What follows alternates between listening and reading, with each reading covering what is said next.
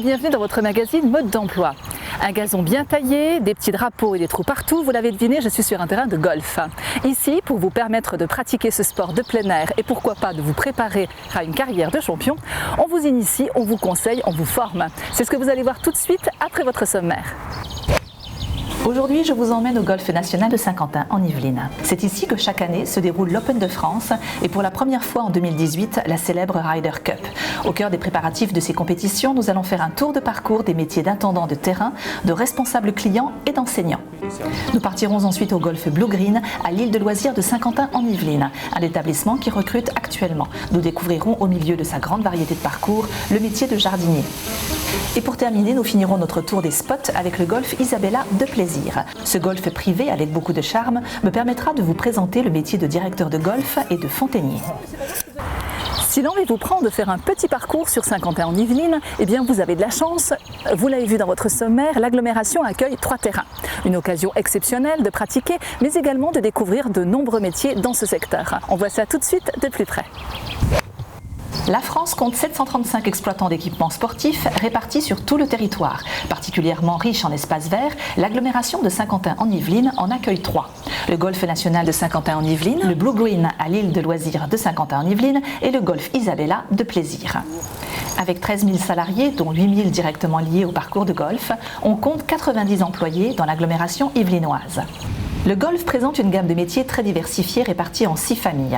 Le terrain, avec des métiers tels que jardinier ou intendant, l'accueil-vente, avec des postes de responsables sportifs ou pro-shop, l'administration et l'encadrement, la restauration, l'enseignement et enfin les services aux joueurs et personnels de service, avec des métiers comme caddie master ou commissaire de parcours. Des professions où les hommes sont en général plus présents, les femmes représentent 46% des effectifs, un secteur où les CDI prédominent. Il existe en France 630 écoles de golf et sur Saint-Quentin en Yvelines, c'est la Fédération française de golf qui assure l'enseignement dispensé sur les cours du Golf National de Saint-Quentin en Yvelines. Maintenant que vous savez tout, je vous invite à découvrir en détail certains de ces métiers. Pour commencer, entrons au Golf National de Guyancourt pour un début de parcours. C'est parti. Le Golf National accueille entre 5 000 et 8 000 visiteurs par an. Du 29 juin au 2 juillet se tiendra comme chaque année l'Open de France, un événement qui accueille plus de 1 500 personnes par jour et sollicite énormément les salariés du golf, notamment sur le terrain. Il faut durcir les greens, il faut les rendre plus rapides. On a un entretien d'excellence tout au long de l'année et on passe le 5e et 6e vitesse pendant 2 mois pour l'Open de France. Et ce travail d'excellence est effectué par tout le staff du terrain avec une expertise précise. 25 jardiniers, fontainiers et mécaniciens, tous gérés par Alejandro, superintendant du Golf National. C'est lui qui doit s'assurer que les parcours ont des conditions optimales pour les joueurs. Un travail avant tout de management. Savoir motiver l'équipe, chercher la perfection dans chaque tourne, dans chaque tâche. Et pour moi, c'est ça qui marque vraiment la différence. Pareil, on est aussi bon que notre équipe est motivée, est cadrée et fait bien les choses. Un parcours de golf moyen entre 60 et 80 hectares de terrain. Et voilà, la gestion environnementale, c'est très intéressant. On a un parc matériel qu'il faut aussi maintenir, qu'il faut superviser, qu'il faut faire les vidanges et un système d'arrosage. Il y a aussi un morceau d'hydraulique très important dans notre métier. Donc en gros, si on ajoute le management qu'on a mentionné, le côté agronomique, la gestion du parc matériel, la gestion hydraulique des systèmes d'arrosage, c'est ce qui va vous donner un superintendant. Un métier multicarte qui nécessite une forte réactivité, des compétences techniques et de grandes qualités humaines. Pour devenir intendant de golf, il faut être patient et gravir les échelons. C'est impossible de commencer comme intendant, c'est impossible, ça ne peut pas marcher. J'ai commencé comme stagiaire, comme jardinier. C'est la seule manière de commencer vraiment. Parce que comment on peut montrer à notre équipe comment il faut faire si on ne sait pas faire?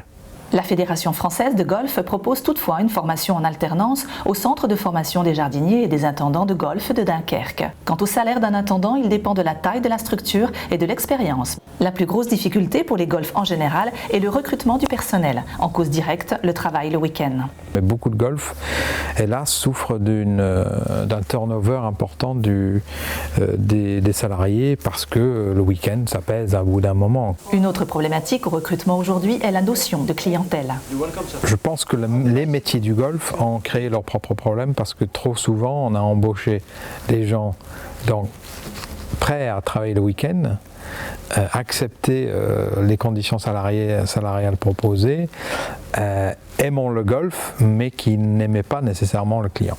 C'est pourquoi, depuis 3 ans, le Golf National a impulsé cette notion. Philippe est directeur clientèle, un poste récent dans le métier. À mi-chemin entre le directeur et le responsable d'accueil, il est totalement dévoué à la clientèle. Il faut être là, il faut être au contact du client, il faut lui faire du welcome, faire du sourire, faire du bienvenu et faire l'accompagnement. C'est-à-dire qu'en fait, en gros, le client, lorsqu'il arrive sur site, surtout maintenant une clientèle qui est étrangère, qui vient sur le site pour la première fois, on doit être là pour les rassurer, les guider, les orienter et faire en sorte qu'une journée qu'on pourrait dire banale dans une structure où il n'y a peut-être pas cet accompagnement-là, soit une journée réussie, une journée inoubliable avec ce service-là en gros. Le service client est primordial et qu'on arrête de parler de golfeurs mais qu'on parle réellement de clients.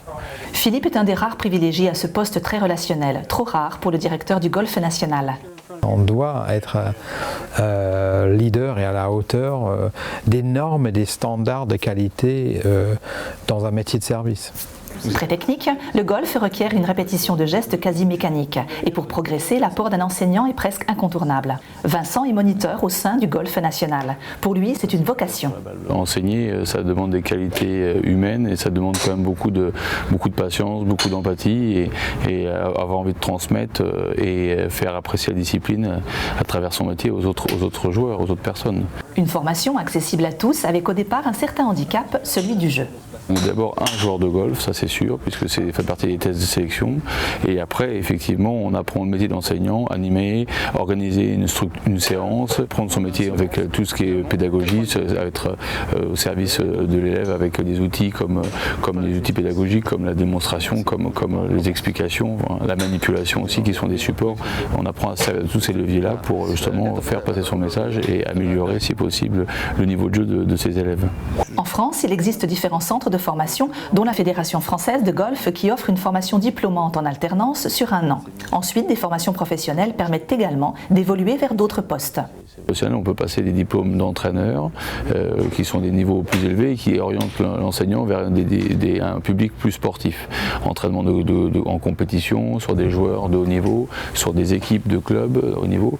Ensuite, il y a une deuxième voie, puisqu'on peut toujours dans les métiers du golf se former sur le management et sur les notions de ressources humaines et de gestion, et puis arriver à des postes de responsable d'enseignement, encadrant des équipes d'enseignants.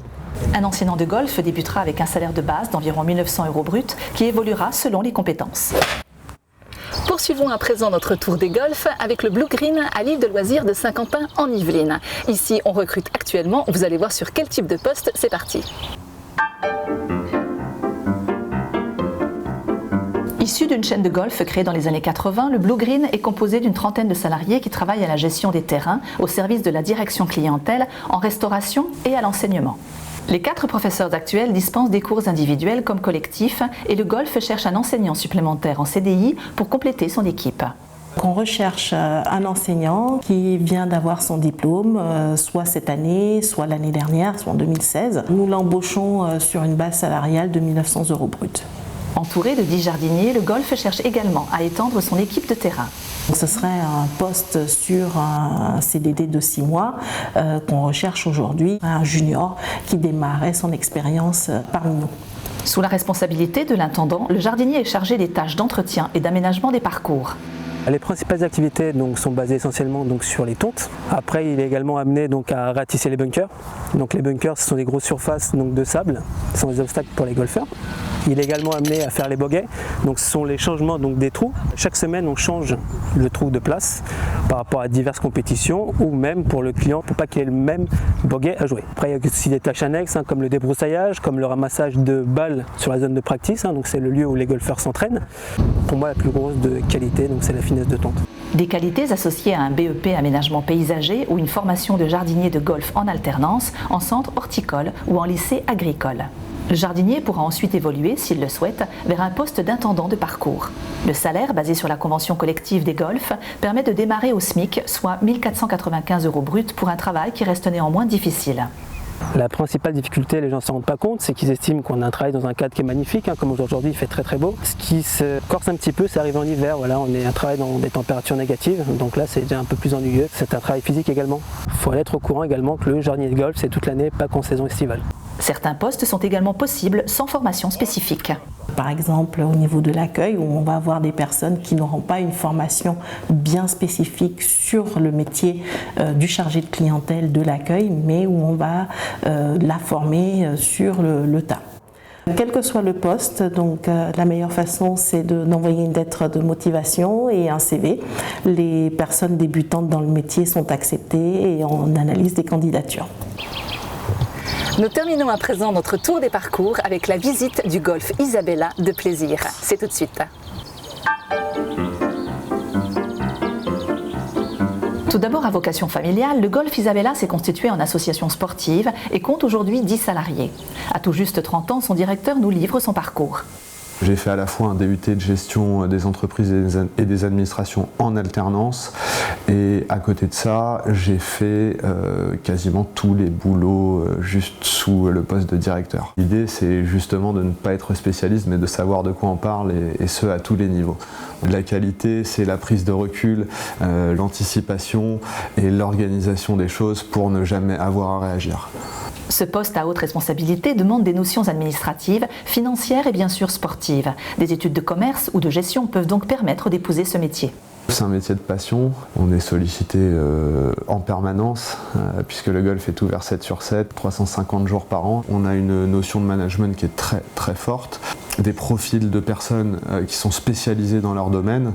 Et c'est une des parties les plus importantes de notre métier de directeur, c'est d'être capable de faire grandir ces spécialités pour qu'ils apportent plus à l'entreprise. Et des spécialités, il y en a, notamment sur le terrain. L'une des orientations possibles du jardinier est de devenir fontainier et consiste à gérer tout le système d'arrosage. Plus spécifique qu'on ne le croit, cette fonction demande au jardinier des compétences particulières. Ce qu'il faut savoir, c'est qu'il y a quand même environ 500 arroseurs sur le parcours. Donc il faut connaître à peu près leur place exacte. Il faut avoir des connaissances en plomberie, c'est un plus, et en électricité parce que tout ça c'est géré électroniquement. Programmer la gestion des arroseurs et les remettre à niveau font partie des attributions de ce poste multitâche. Ça a l'air pas mal. Aujourd'hui on a eu un problème qui est récurrent sur un des greens dû justement à un arroseur qui n'était pas à niveau, donc ce qui provoquait du dry patch. Ce sont des taches sèches dues à une mauvaise pluviométrie. On a remédié à ça justement en remontant cet arroseur pour gagner cette pluviométrie. Bien qu'essentiel, il n'existe pas de formation en irrigation propre au golf. Néanmoins, le centre de Dunkerque a adapté une certification de jardinier fontainier aux besoins spécifiques des zones engazonnées. À présent, vous savez tout sur les métiers du golf. Alors si le poste d'intendant de parcours, de directeur, d'enseignant ou de jardinier vous a plu, je vous donne rendez-vous à la Cité des métiers pour organiser votre parcours professionnel. Notez également dans vos agendas 2 ateliers animés par la Cité des métiers de Saint-Quentin en Yvelines. Le premier vous apprendra à rédiger un CV et une lettre de motivation.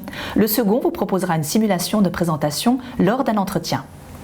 Pour les managers, sachez qu'un espace est ouvert pour vous permettre d'échanger entre dirigeants. Une dernière date de rencontre est prévue le 30 juin à la Cité des métiers de Saint-Quentin en Yvelines. Et pour les organismes de formation, Saint-Quentin en Yvelines lance un appel à labellisation Sky École du numérique. Les établissements intéressés ont jusqu'au 15 juillet pour candidater à l'hôtel d'agglomération de Saint-Quentin en Yvelines. Quant à nous, on se retrouve prochainement pour un nouveau mode d'emploi, mais en attendant, prenez soin de vous.